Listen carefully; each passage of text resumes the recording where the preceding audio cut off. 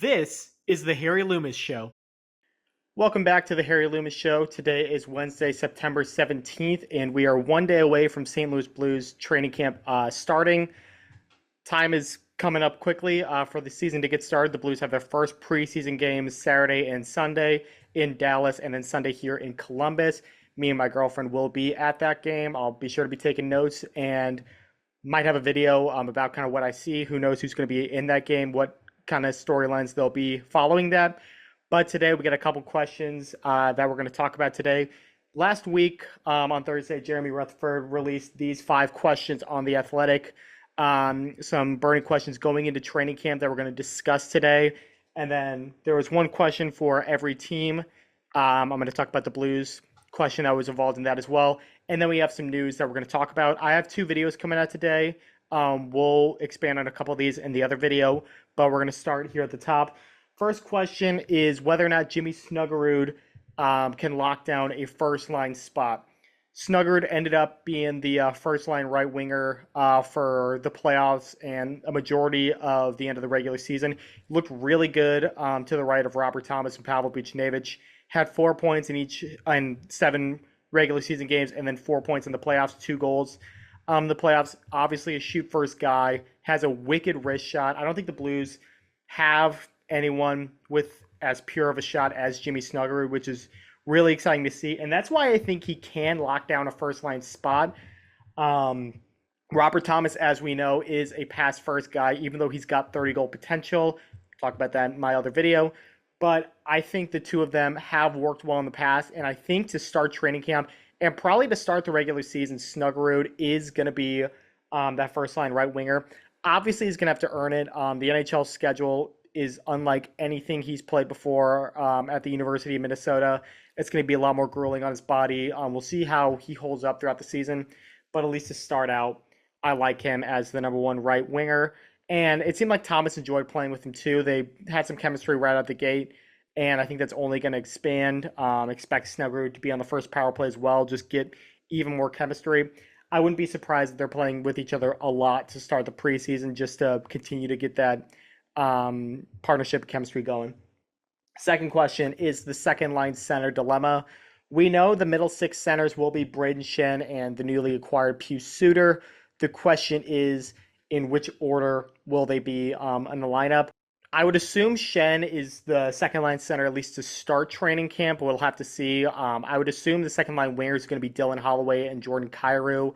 That was the main second line throughout most of the season, and Kyrou and Holloway in particular worked really well together, and Schenn was kind of the perfect middleman, defensively responsible guy on that line. And there's no concerns about Holloway either. After his injury last year, he reported on the Cam and Strick podcast that he probably would have been good to go had the Blues made the Stanley Cup final, but he's been healthy for about 3 months now. He's good to go. So you're talking about a player in Schenn who probably isn't going to improve in terms of scoring. He's still around a 45 to 50 point guy, but he doesn't exactly have 60-point upside or anything like that. And he doesn't need to be effective in this role. He was perfectly solid last year playing with production that we've come to expect from Brayden Schenn. Suter had the best season of his career last year with 46 points in Vancouver. I don't think he's going to be a 46-point guy every single year, but he is a guy that is probably trending a little bit upwards now. He's right around 30 years old. This should be about the prime of his career. He's definitely going to get some cracks at this role, kind of like with Snuggerud and Thomas. I wouldn't be surprised to see Suter get some games on that second line with at least one of or both of Kyrou and Holloway. Jim Montgomery seems to really like his partners. He's liked Thomas and Buchnevich before. He seems to like Thomas and Snuggerud. He loved Kyrou and Holloway, so I expect them to stay the same. The one concern I have, though, is if Brayden Schenn is the third line center, I would assume right now Jake Neighbors is going to be the third line left winger. For whatever reason, Schenn and Neighbors, when they were on a line together, did not generate the most offense. It just was a pairing that should have worked but didn't. So I don't know if the Blues are gonna try to avoid that or try to make it work. Neighbors had a great season last year. He's only going to get better. Who knows what's going to happen with him if he kind of develops into more of a goal scorer, because they both have the 200 aggressive foot style. They should work well together. We'll see what happens there. But that one's really a coin toss. I don't think you can go wrong either way. I think in a perfect world, they're both great third line centers, but with the right wingers in Kyrou and Holloway, they can be perfectly serviceable in that second line. Speaking of the third line, who is going to be the third line right winger? The question was phrased as who's going to replace Bolduc on that line. Obviously, Bolduc kind of had the lion's share of games in that spot to the right of Matthew Joseph and Oscar Sundqvist. That third line is going to be completely reworked right now. As mentioned, I think it looks to be Jake Neighbors' spot on the left wing, one of Schenn or Suter down the middle. So the right wing is completely up for grabs. There's four guys, probably five guys in particular, who seem to be front runners for it. To me, it's Matthew Joseph, Alex Texier, Dalibor Dvorsky, and Oscar Sundqvist. Potentially this guy who we'll get to in a minute. And I have no idea who's going to get that role. Part of me thinks that Jim Montgomery, we know Jim Montgomery really likes Oscar Sundqvist. He's going to find a role for him, I would assume. So I think he's the front runner for the third line right winger. I don't love that fit. I don't think Sundqvist has the skating anymore to be in a wing position. That's more of a scoring, offense, speed-driven position, and Sundqvist just doesn't seem to have that anymore. That's never really been his play style, but he is reliable. He'd be a great fourth-line center, but Nick Bjugstad, I think, is going to hold that position. Sundqvist can still kill penalties. He's still a net front presence guy on the power play if that's something you need. Bjugstad could be taking that spot. But I think Sundqvist is still valuable enough, at least in Jim Montgomery's eyes, to keep a position. So I think he's the front runner right now. If Dalibor Dvorsky starts the season in the minors, I think that's okay. There are going to be plenty of things that get moved around throughout the season with injuries, chemistry issues, players struggling, things like that. Dvorsky is going to get a shot. Doug Armstrong is not in a rush with Dvorsky by any means. And I think that leads perfectly into number 4, Milan Lucic, coming into the team on a PTO. Not a lot of people saw this coming. Lucic last played 4 games with the Bruins in the 23-24 season, coincidentally coached by Jim Montgomery. Probably not coincidental, but either way.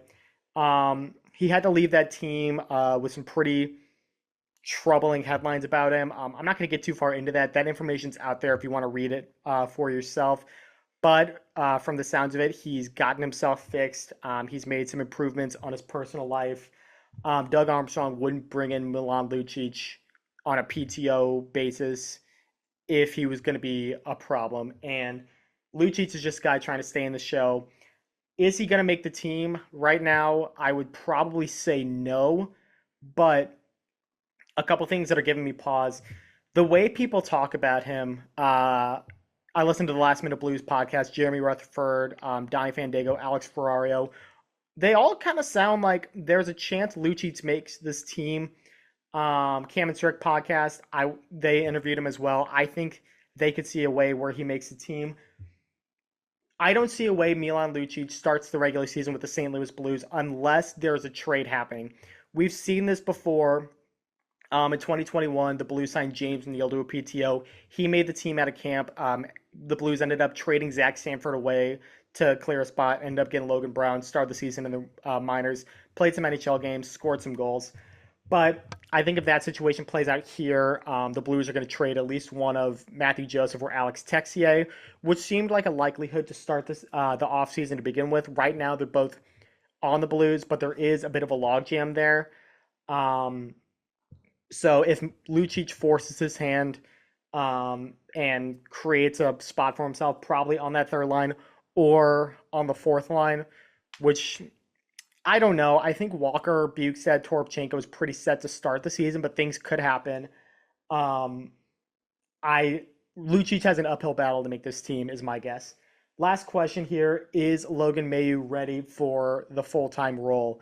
The report on Mailloux, he's a tall, offensively driven right shot defenseman. A little rough around the edges, especially in his own end and with some decision making, but the offense is no joke. He's got a great shot. Will be patrolling the Blues power play at some point in time. I don't know if that's this year. That seems to be the best role for him, although he is going to be playing some sheltered minutes as the third pair guy behind Colton Parayko and Justin Falk.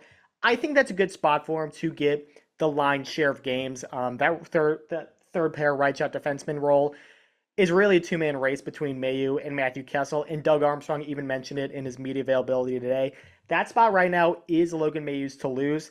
They don't trade a guy like Zach Bolduc for a guy that may or may not crack the lineup. They're expecting Mayu to make an impact and make an impact pretty quickly.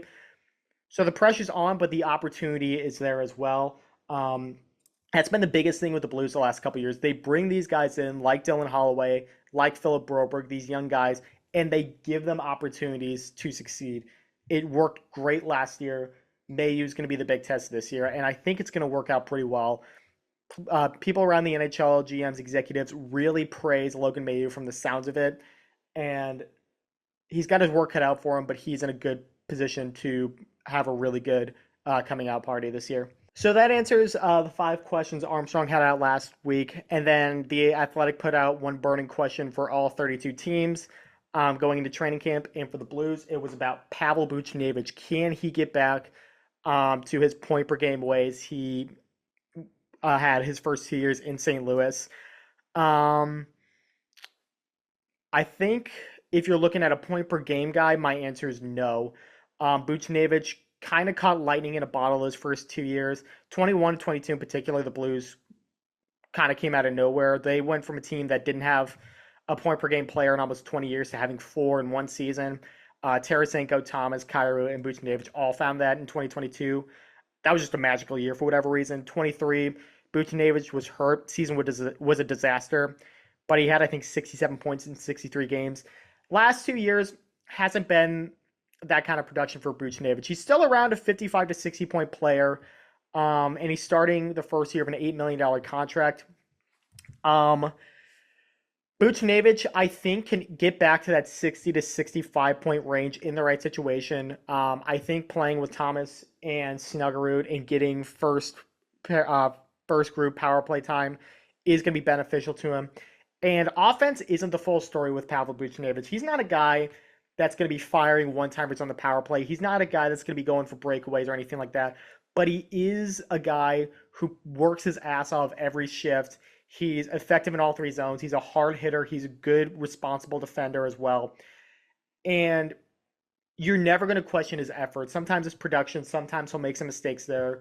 Game 7, icing the puck was a mistake. There's no ifs, ands, or buts about it. But he's not going to cheat you on his effort.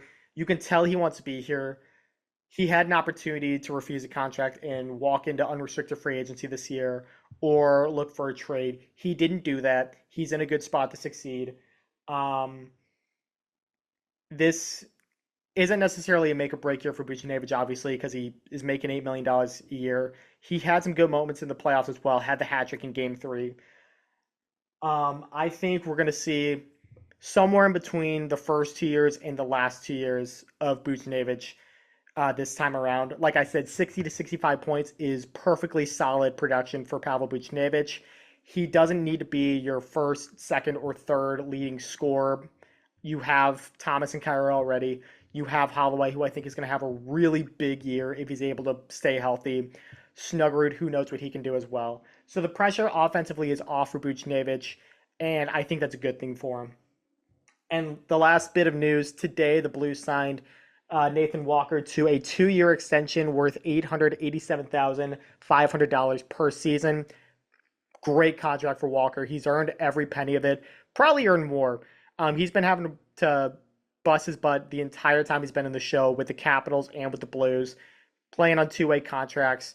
Not really sure what his role is going to be any given season, any given night, any given week. He's earned a permanent 4th-line role with the Blues, in my opinion. Gives you everything you want. He's a heart and soul guy. He's about 5'10", and he plays like he's Milan Lucic, for example. He hits everything in sight. He's a less offensively driven Ivan Barbashev, where he's just a spark plug. He plays way bigger than he is. He plays his heart out every single night. And he's got some good offensive production. He scored, I think it was 3 goals in the playoffs. He's had a hat trick a couple years ago. He scores in bunches, and he's a guy that when he scores, when he does well, the entire team seems to rally around him. You can't get a Nathan Walker every single year. Not every team has a Nathan Walker. The Blues are lucky to have him, and they're rewarding him as such. That's a great contract. So these are my thoughts on some burning questions and topics going into training camp. My next video is going to be looking at the lines and kind of projecting where I think the player should be in terms of point production. And we'll kind of take a look at how the lines look, in my opinion, what to expect going into opening night in a couple weeks against the Minnesota Wild. So I'll be back in just a few minutes. Thank you guys for watching. We'll talk again very soon. This is the Harry Loomis Show.